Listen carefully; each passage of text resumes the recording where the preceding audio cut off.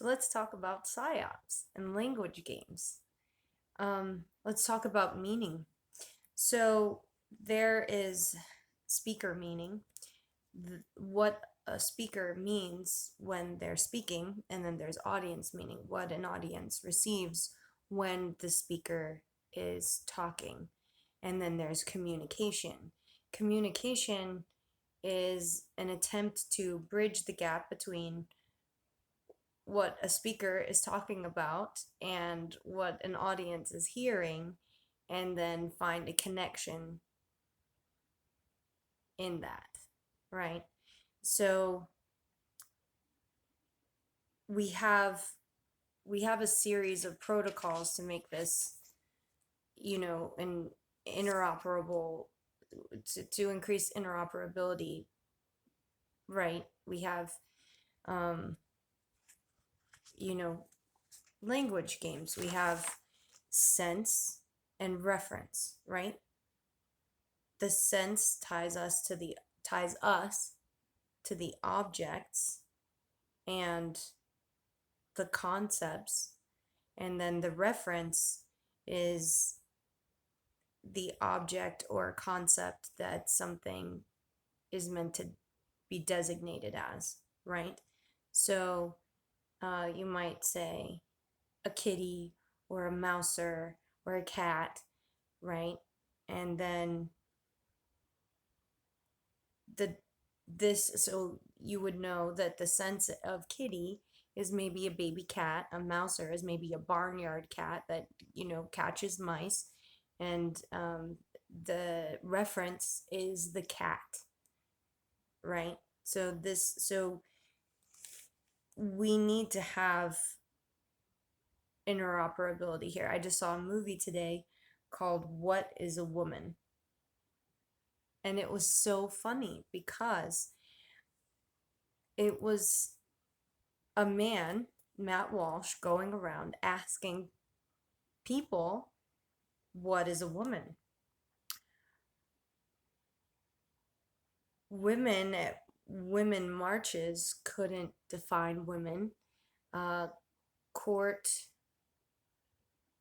court, there was who was that lady? The lady for the Supreme Court, the nominee for the Supreme Court, she couldn't define what a woman was. Doctors couldn't define what a woman was, and I think that's that's something that probably shouldn't be a controversial topic, because identity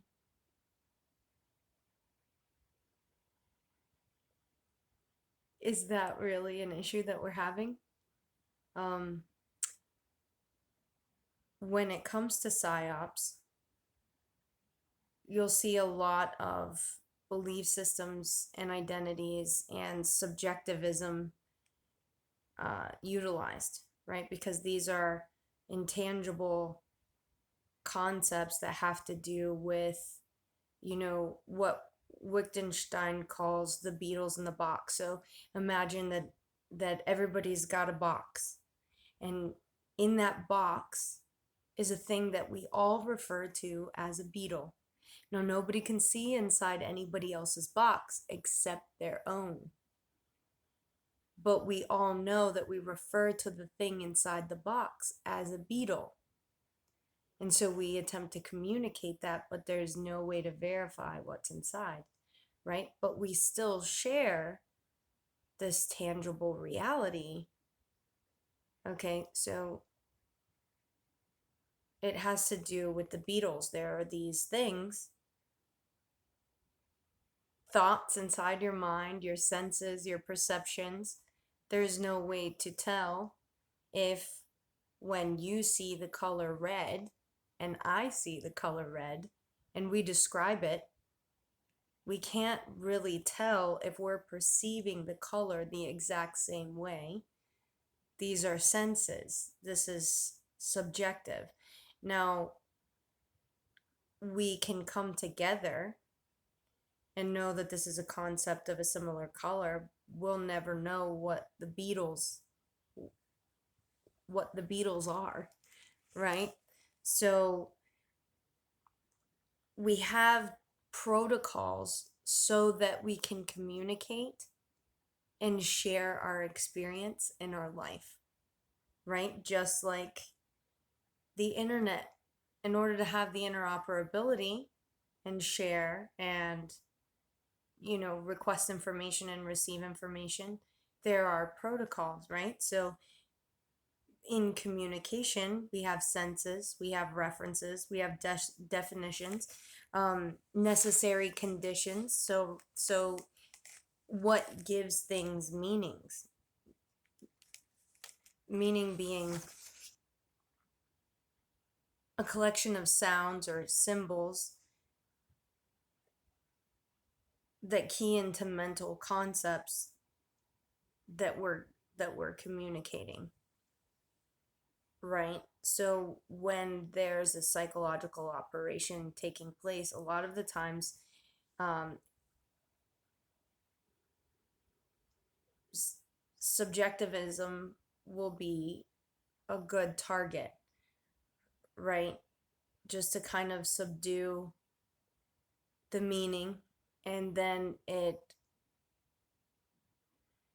makes interoperability just the ability for people to communicate, relate, and rationalize coherently and,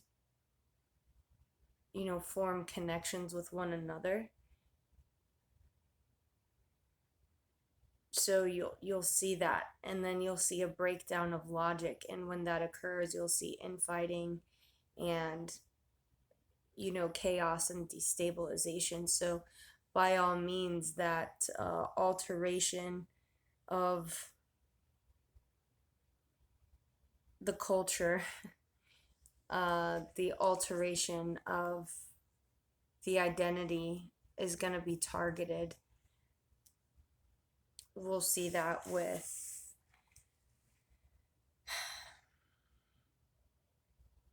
gender. I'm just going to say it. You're going to see it with gender. It's not the reason why the most vulnerable people are being targeted is because of low reproductive market value. If you thought that there was a problem with the world that was impeding your goals, you would want to do something about that. So let's say that you are invested in pharmaceuticals or energy or something, and you had a business to run. And now let's say technology is coming out that would disrupt your business. You would do anything to save that, or that would disrupt your lifestyle or your reputation or your legacy even. You would want to disrupt that. So if you thought that your goal was to kind of get people to correspond, and if you thought there were too many people on the planet and you wanted to eradicate some of them, and that was your problem, there's too many people on the planet, the solution is to eradicate some of them. How could you, without going out and straight up murdering them, how could you make them have this idea themselves? What would solve this problem, right? Throwing a wrench in reproduction. Which, okay, there you go. Your goal is to throw a wrench in reproduction. So you do. And how do you do it? Well, first, maybe it's a long-term plan. So you're gonna go for the low-hanging fruit, the people that are gonna be more easily volunteer to get on board with what you're looking to accomplish, right? So you're gonna say, hey, here are these problems you have that you might want to think about. So you put the little seeds to get them to think about this, and then you want to incentivize the solution, right? So, here's a solution, right? So now you can make money with your products. So now you have products that you can make money on. You've given them a problem. They have an identity crisis, an existential crisis. And now the only way to fix it is with your product, this new one that you've got. Okay, so now you can make some money. Okay, well, then you got to get other people on board to support it. And then if anybody's going to question what you're doing, you're going to have to you're going to have to perform another operation to make them look crazy and antagonistic when in fact you're the antagonist, but you need to make sure that that's covert and that you're achieving your goal with the psychological operation. There's another thing that goes into the psychological operations, and that's accelerationism. You guys might have seen this. A good example of that is going to be um, a lot of people have this existential feeling, this the world is going to end. The rhythm of the earth is speeding up, the magnetic poles are shifting, the green energy, the global warming, and the Al Gore said it's already too late. We should have all exploded yesterday, or the Earth's gonna spin out of orbit, or it's just gonna the atmosphere is gonna go away, and we're all just gonna evaporate into the space. Or so that's gonna give you guys the idea that you don't have the ability to think. You don't have time to think. You're going to need an authority and an expert on this topic, and they're going to need to take matters into their own hands, and you're going to have to trust them. Trust is conditional. You can't, I'm just going to say that right away. Trust is conditional, but um, there are operations where it seems like you need to trust something outside, and some of you guys, it's better if you do. But it's part of a strategy. It's part of a strategy for obtaining certain goals. And I'm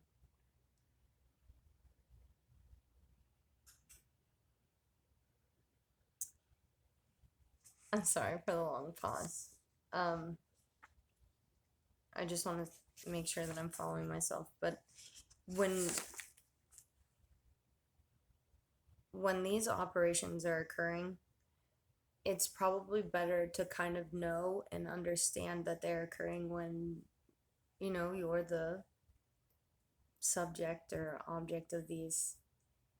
If you're a target, how would you like to be a target? I mean, some targets have a good time. It's like a little, you know, like an experience to have, which is essentially why we're here in the first place. Um, the problem is when that becomes destructive and that destruction is kind of acknowledged, which I think when it comes to the mind and mental freedom, that's something that's really important to kind of maintain. But a lot of people, that's a lot of responsibility. Your mind is a lot of responsibility. A lot of people, they can't even be alone in the quiet. They have to have a TV on, to think for them to sleep. They can't be without that stimulus. A lot of people can't sit still, and they can't, not that you should sit still all the time, and not that you should be in the quiet all the time, and not that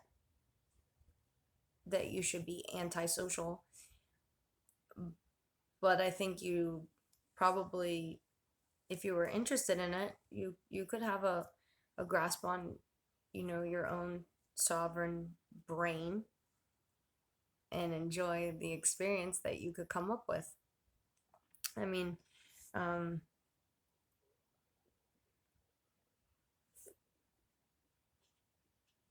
it's important to find meaning in this experience. When a lot of people, when you lose meaning for yourself, um, a lot of stuff starts to just kind of fall apart and go down the toilet, and you don't really find enjoy or fulfillment. Fulfillment's a really big thing in this life. Um, I mean, in this life, it can be pretty simple. There are some human constructs that have been put into place that really are painful, especially because they are put into place by authority figures that have come up with them, and they are overly complicated and almost impossible to satisfy. And that's by unintelligent design and it's just too many stupid people in charge of too much stuff, and they're coming up with stuff that's totally unnecessary. Anyway, that's where we are. We're undergoing a lot of psyops. Q, the psyop, that one. Um, I'm not really totally positive on the method, opportunity, and motive behind it, but I know one of the things that it did catalyze was a big research.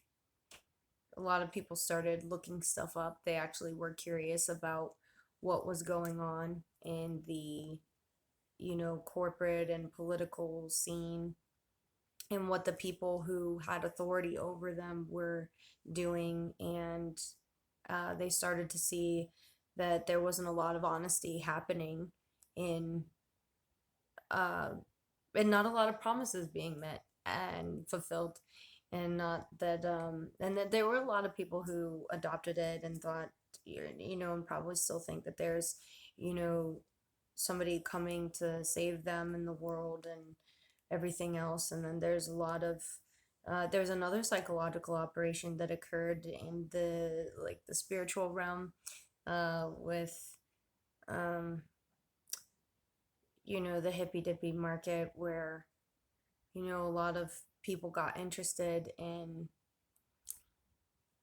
religious freedom. They got interested in, I guess, what you would call the new age. They wanted to start exploring other things that their god said. They wanted to look into Hinduism, Buddhism. They wanted to look into, shamanic stuff, and then yoga and meditation. And they wanted to look into, is there life, on other planets? Are we the only ones here? And they really wanted to dive into that existential thing. But then there's another psyop that occurred that said, hey, you're going to, we need to activate your DNA, and you're going to transcend into these bubble balls of, love, and you're going to go to the new earth of the 5G, and um, do nothing. Just do nothing and just be, and there's no reason to understand or question or experience anything except just being. Ugh, fucking bluebirds. Um, that's another psyop that's being conducted. The flat Earth one, that's a really fun one. That one is conducted to. It's that one's just conducted for the people that are gonna fall for it, and a lot of the times, what's great about the flat Earth one is if they fall for it, they can be targeted into the Nazi sympathizing. So a lot of the times you see the flat earthers, you'll see the Nazi sympathizers and the bluebirds. And they tend to be run by the same factions of psyoperatives, psychological operatives, who seek to subvert your will and impose their own, so that they can achieve whatever goals they're achieving. Um, uh, what are some others? I remember this really wild one that happened in Vietnam. They they went and they like dismembered. They would like cut open the Vietnamese, and then they would leave the body somewhere. So that there was a rumor that went around in Vietnam that if you're out late at night, there was a creature that would come up from out of the ground and cut you open and devour you or whatever. And so those are another things. Oh, the other psyop that's going on, the shootings. Not that the shootings aren't actually happening, but and it's just that there are things occurring, right? Russia's about to have a tribunal of the Nazis that they picked up in, the Azov, that they picked up over in the Ukraine. All the ones that surrendered, they had thousands in custody that surrendered. Um, and so they're about to have a trial, a hearing. There was that hearing with Sussman and Durham, there's that. So there's a lot of stuff going on. And so pretty much the only thing that the opposition has to kind of contain that and to get everybody's attention is an extremely violent and existential event, especially when one of the goals is to disarm the people that they seek to control. So they're actually going out, and part of PsyOp is terrorism. So they're actually radicalizing, that's a psychological operation. They're radicalizing people, and then they're giving them weapons, arming them, and then they're sending them to commit terrorism inside schools and hospitals and places where people are vulnerable. And that is so that they can achieve a strategy. They've got a strategic goal that they would like to achieve. And so you'll see these occurring more when they need to achieve that goal, which is soon. It's gonna be kind of a battle of an awakened population who don't want to be subdued versus a population who think that there's a reason that they need to be subdued, and how can they get that to happen willfully. So that's just gonna be something that we're uh, gonna deal with.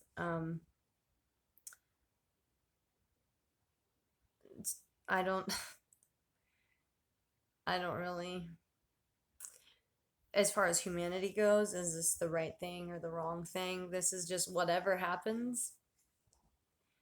That's what the people are going to decide. There's definitely a lot of things that people can do, but they can't be vulnerable to psychological operations that are occurring, and they have to understand logic, language games, and cognitive bias in order to be immune to these things. Um, those that are immune to it are gonna need, if they want to not be subdued, because by all means you can be subdued against your will when you have cooperative masses, which that sucks, but it's been going on for a long time. It's something that we're used to. Not a lot of people have really used um, their weapons in order to uh, free themselves from tyranny. I mean, tyranny has been going on in the government for a long time. It's a lot of the times it happens overseas, and a lot of the times it happens here. Covert covert armies aren't supposed to work against the citizens, but that permission has been given during um, it's been given already. It's fine. We don't consent to it.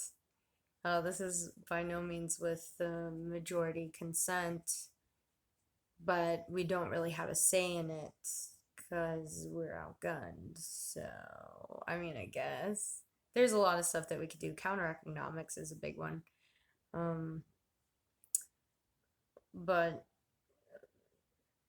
nobody's really, I mean, at some point, you guys might not be able to afford your lifestyles. Another psyop is to say that the conflict with Russia is increasing the gas prices. Um, Russia hasn't increased the amount of money that they're selling the gas for.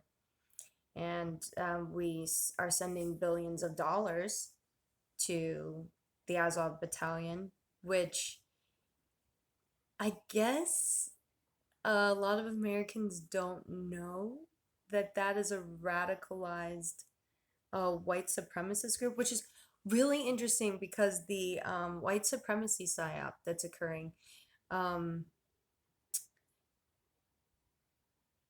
there is a psyop occurring with white supremacy um, in America where they're trying to get kind of easily influence people to, go and say, oh, it's the Jews.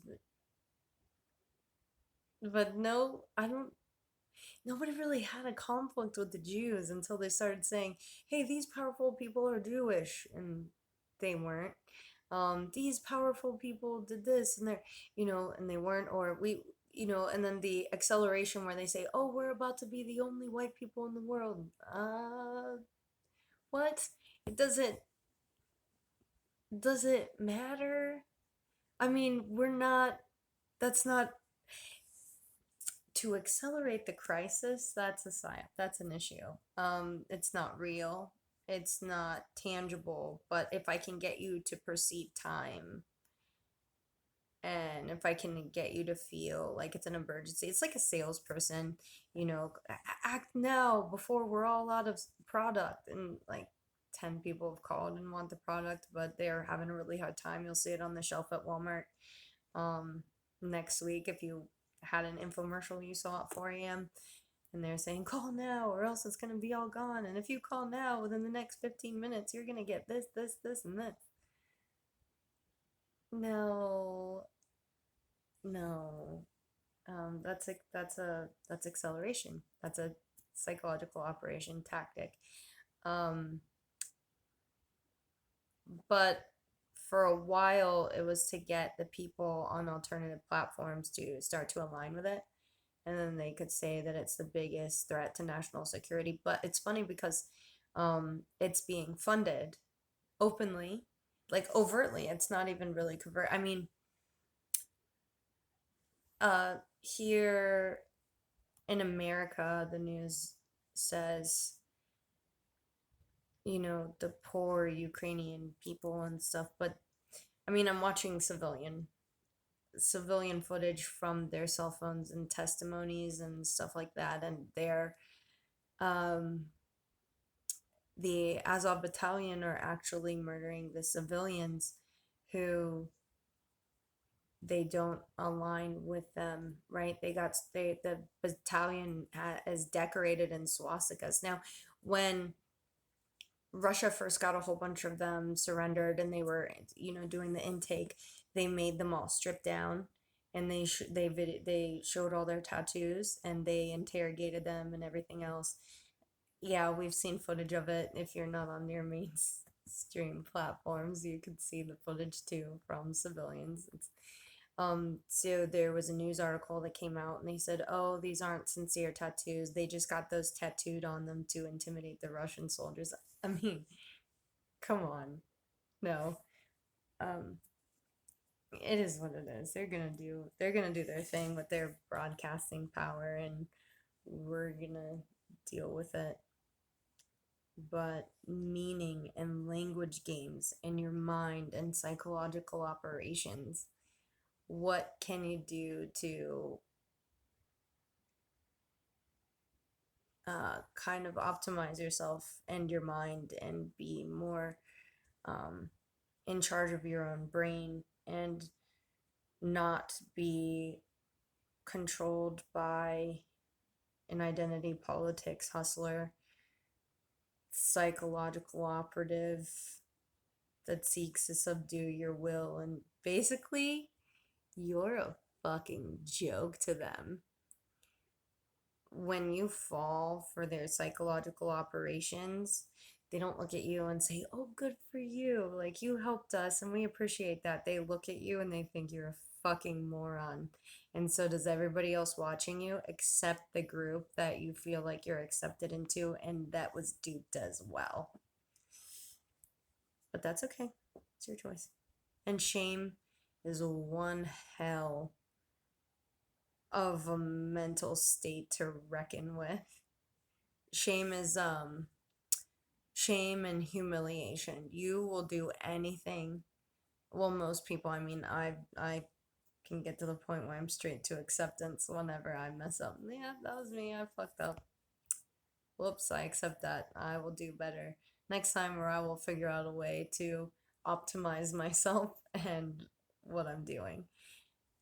You'd think my videos would be more fluid. Obviously, shameless. Um, I guess I really don't know where I'm going with that. You need to know your logical fallacies. You need to know the types of cognitive bias so that you can check and solidify your mind and know that it's yours. And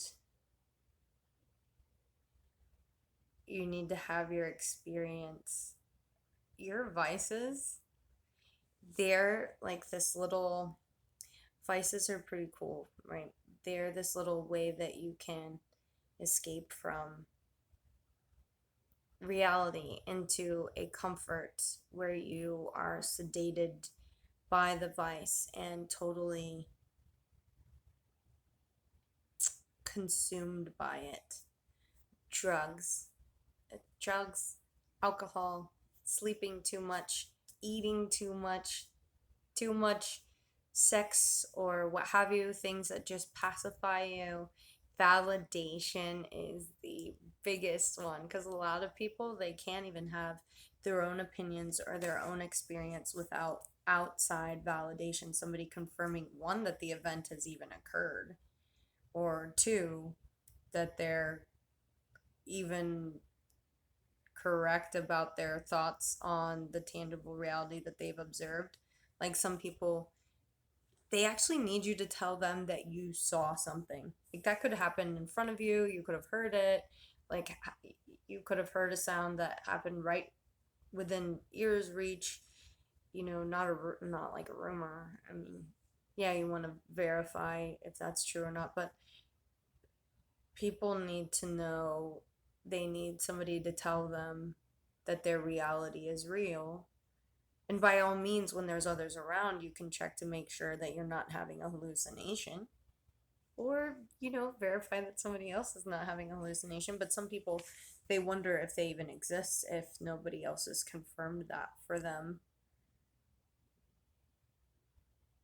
But they also want to know if they are doing a good job, if somebody likes them, the subjective things, everybody else's other beetles.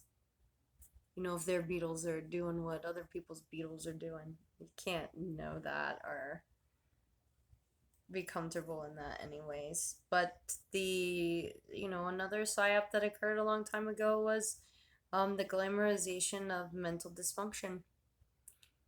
You weren't, like, you weren't cool or popular unless, or you weren't special unless you had anxiety. Now everybody has anxiety. You weren't special unless you have a cognitive dysfunction. Now the dysfunction is glamorized and popular. So there's a big attack on, healthy people and, mentally stable people who are able to kind of see and put things together. Did you know that the CIA actually came up with the term conspiracy theorist and disseminated it? Yeah. So that whenever they were called out, nothing they did exists. Is the CIA even exist? It made it seem like so that they don't exist if you were to question it or call one out or notice that they were affiliated with CNN for a while. They had people training at CNN, interning at CNN, and got caught with it. Conspiracy theorists, they were in cahoots with Rupert Murdoch. Um, that's documented. These are documents. But they made it so that if you mention it and say, hey, this is a conflict of interest, and you can't just be doing that here, then you're one of they've come up with their own psychological operations. There's all kinds of them. They're not supposed to wage them on Americans. But it's rude. Covert emotional manipulation is rude in general, right? So how do you make yourself immune to it? One, you have to know that it's happening to you, right? And then when you know that it's happening to you, then you can kind of defend yourself, and then you can counter it if that's what you want to do or whatever. But you gotta know You got to have some sense of reason to have sovereignty anyways, because I don't think I don't think it's meant for everybody to have their own mind, or else they would want to. They wouldn't want to be involved in an easily verifiable groupthink. And you probably, the guy's video, what is a woman? I mean,